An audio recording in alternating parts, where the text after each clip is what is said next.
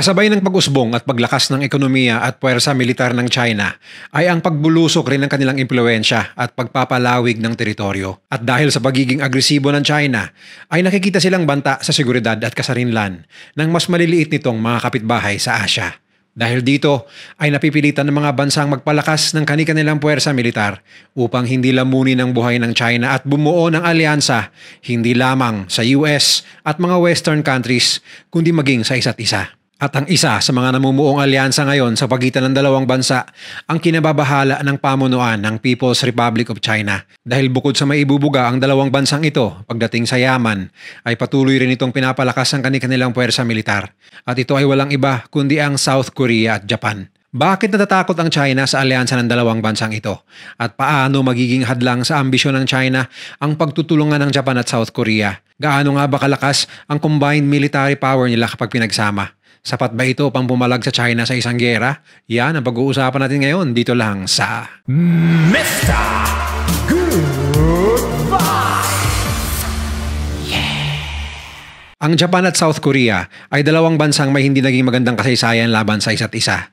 Sinakop ng Japan ang Korea mula 1910 hanggang pagtatapos ng World War II noong 1945. At simula noon, makailang beses nang may girian ang dalawang bansa, hindi lang sa larangan ng ekonomiya, kundi maging sa pag-aagawan ng teritoryo at pagkakaiba ng pananaw nito. Ngunit nitong mga nakaraang taon, dahil sa nakikita nilang umuusbong na banta ng kapayapaan sa rehiyon galing sa China at North Korea, ay napipilitang plansahin ng dalawang panig ang kanilang issue sa isa't isa, kalimutan ang nakaraan at umpisang bumuo ng isang alyansa na lubos na ikinababahala ng China. Sa katunayan, isang military exercise ang kinundak ng South Korea at Japan sa South China Sea at sa ibang pagkakataon ay kasama pa ang US forces. Sa pagpapakita ng kanilang lakas ay inilabas ng dalawang bansa ang kanilang mga pambatong guided missile destroyer ships kasama ang mga makabagong Japanese warships at ang nuclear-powered aircraft carrier na USS Theodore Roosevelt upang magsanay sa kahandaan di umano ng tatlong bansa sa oras na umusbong ang malaking gulo laban sa China at North Korea. Ilang mga fighter jets at submarines din ang sumali sa naturang military drills na nanggagaling pa sa mga base militar ng US mula Japan at South Korea. Maging ang Australia at Pilipinas ay naimbitahan ding makisama sa isa sa mga naturang military drills. Bilang patunay ng kanilang pagkadismaya at pagkabahala ay makikita sa agarang pahayag ni Chinese Defense Ministry spokesperson Senior Colonel Wu Chan na delikado at iresponsable ang ginagawang military exercises na ito sa South China Sea. Tila ito raw ay isang paghamon sa China at pagpapalabas nito bilang kontrabida sa Asya, gayong ang Amerika naman daw ang nanghihimasok sa bahaging ito ng mundo na wala naman dapat silang kinalaman. Ngunit bakit nga ba nababahala ang China sa tumitibay na ugnayan ng South Korea at Japan? Gaano nga ba kalakas ang kanilang puwersa militar, lalo na kapag pinagsama-sama?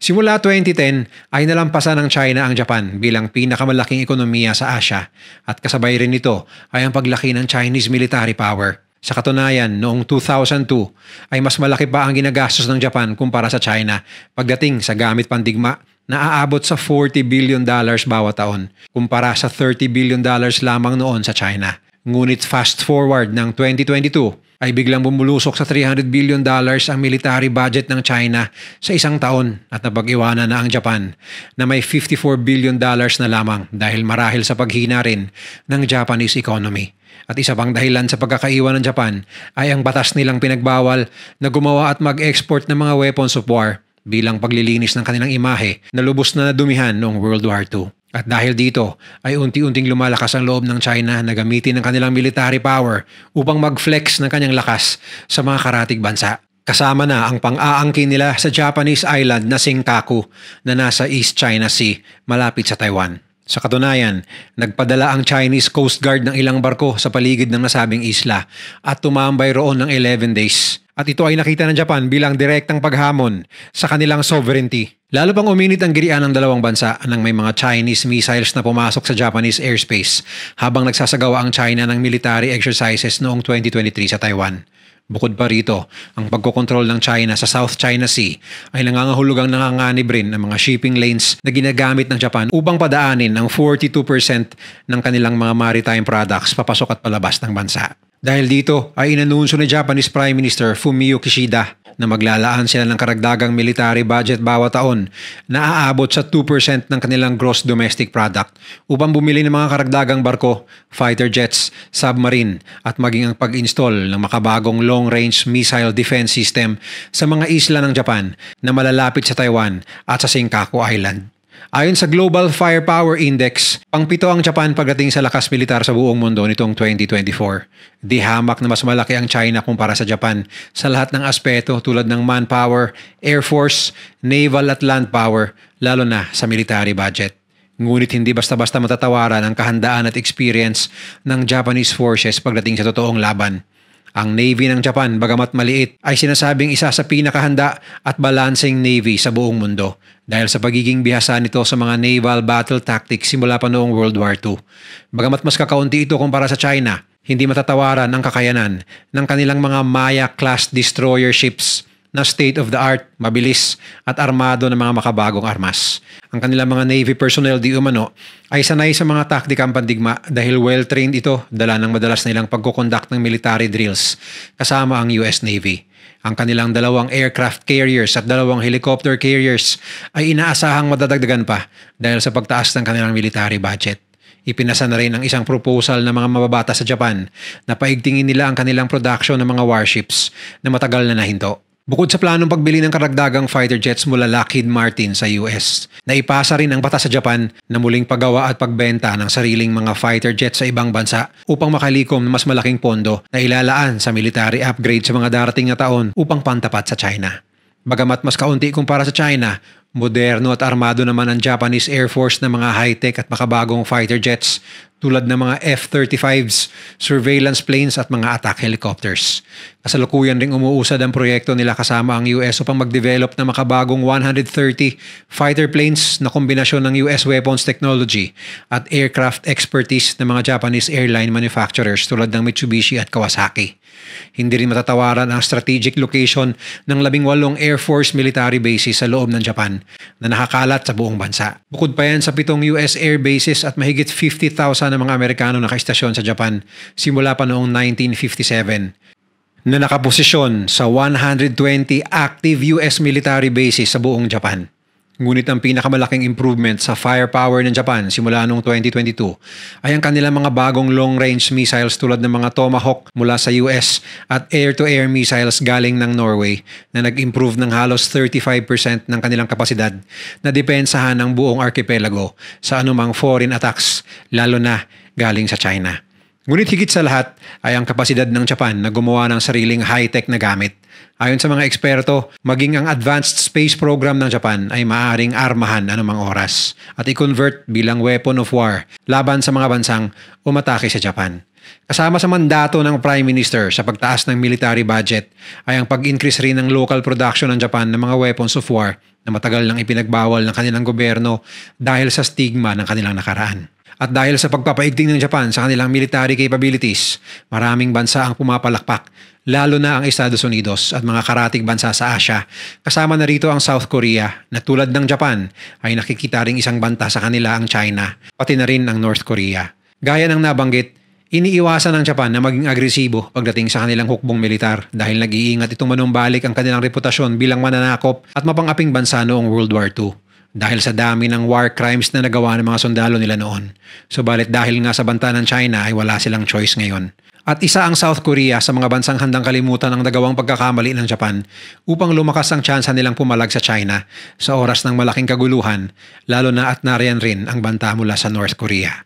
Panglima sa Global Military Firepower Index ang South Korea na hindi rin matatawaran ang lakas pagdating sa military power. Sa katunayan, dahil sa mandatory military service ng bansa, aabot sa tinatayang 3.8 million ang fighting personnel ng South Korea pagdating sa isang giyera.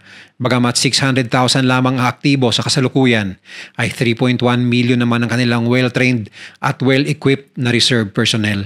Mas marami pa sa 2.5 million na combined active at reserve personnel ng China. Dahil sa palagiang banta na dala ng North Korea at ngayon naman sa China, ang South Korea ay naglaan ng $262.8 billion na budget para sa kanilang military mula 2023 hanggang 2028 o halos 53 billion kada taon. Ang moderno nilang Air Force ay binubuo ng 720 aircrafts na halos lahat ay binili nila sa ibang bansa, kagaya ng US, UK, France at Spain. Ang kanilang mga piloto ay highly trained at highly motivated na madalas nagko-conduct ng mga air attack exercises kasama ang US Air Force.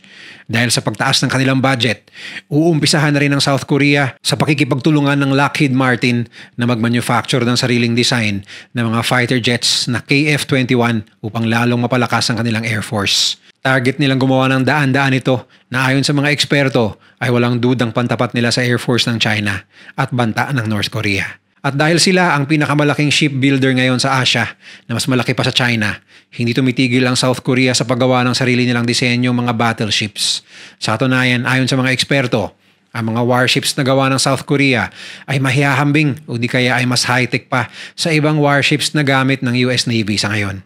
Yan ay dahil may access ang South Korea sa mga latest technology at mga skilled workers, kasama na ang pera na panggastos upang makapag-develop ng mga advanced military hardware at software.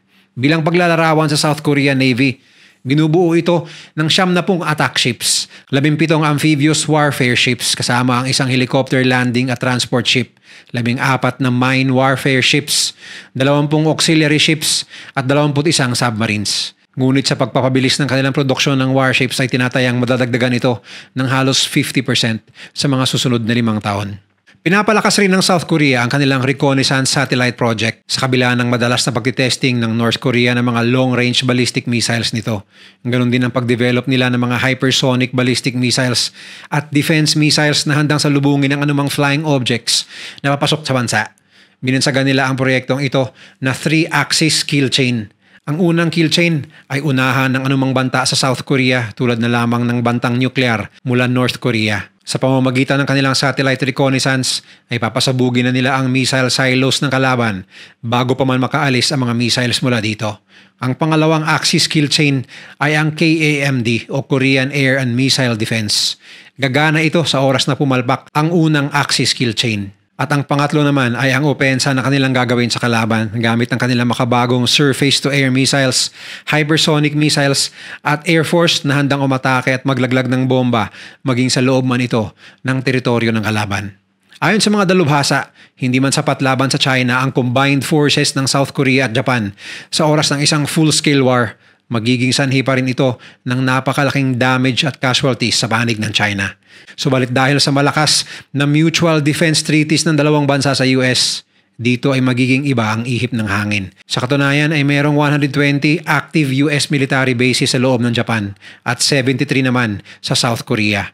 Patunay lamang ito na hindi kayang pabayaan ng US ang dalawang bansa sa oras ng laban at kapag nagkataon, walang panama ang China sa combined military strength ng tatlong bansa. Nabukod pa riyan ay ang pagiging inexperienced pagdating sa actual na gera ng Chinese military. Ngunit ang isa pang kinakabahala ng China ay ang pagti-teamwork ng dalawang bansa upang i-cut off ang China sa mga advanced computer chips kung saan dependent ang maraming industriya sa China sa supplies mula South Korea, Japan at Taiwan. Sa totoo lang, simula 2021, limitado na ang pagsusupply ng mga microchip giants tulad ng Samsung at SK Hynix sa mga kumpanya sa China dahil sa pagsuporta nito sa North Korea.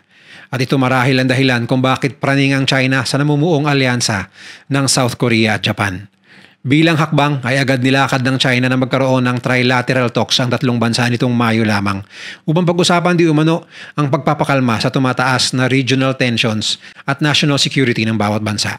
Marami ang umaasa na lalo pang lalalim ang alyansa ng Japan at South Korea sa kabila ng trilateral talks na pinangunahan ng China. Ito ay upang maisip ni President Xi Jinping at ang pamunuan ng CCP na kapag nagsama-sama ang mas maliliit nilang mga kapitbahay na bansa, ay handa itong pumalag sa mas malaking militar ng China sa kabila ng walang habas at agresibo nitong pamamaraan.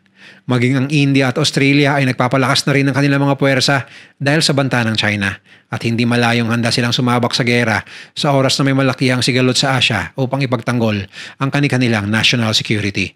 Maging ang Pilipinas at mga Pinoy ay sigurado akong handa ring lumaban sa higanting China maging dihado man sa resources at tauhan. Ngunit umaapaw naman ang kagustuhang ipaglaban ang ating inang bayan. Ikaw, sino sa tingin mo ang mananalo sa isang labanan sa combined forces ng Japan, South Korea at Amerika laban sa China? Magbigay lang ng inyong mga opinion sa comment section sa baba. Kung nagustuhan mo ang video na to, share mo naman sa iba at mag-subscribe ka na rin. Panoorin mo na rin yung mga videos na nasa kanan para lalo pang maubos ang oras mo.